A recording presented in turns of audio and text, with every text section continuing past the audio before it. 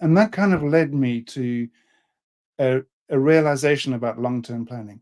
Long-term planning, or the execution of long-term planning, is about the next action you take. It's Right. not about the action you take in 15 or 20 years 15 time. or 20 years. Right. It's about the next action. Yeah.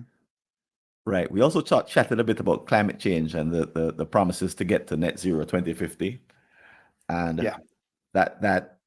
well, say some more about why you think that's a good analogy for what you're talking about. I just get so tired of reading people's great plans for net zero 2050 or 2030, right? Because I've read so many of them, and now when I read one, I say, I'm not interested in what you're going to achieve by 2050. Tell me what you did yesterday and what you're going to do today. Because it feels, with not all organizations, don't get me wrong, I know a lot of organizations are really trying to do the right thing, but it feels like so many organizations, governments included, are setting these great plans, telling us it's all going to be okay.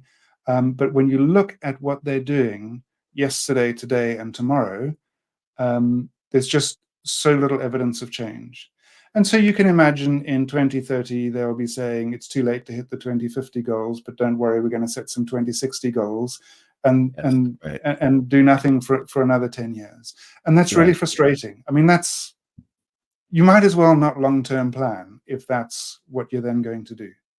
Right. If you're going to maintain that habit pattern, because I guess what you're suggesting with a focus on next best action, or NBA, right? Nice catchy NBA, phrase. yes, next best action.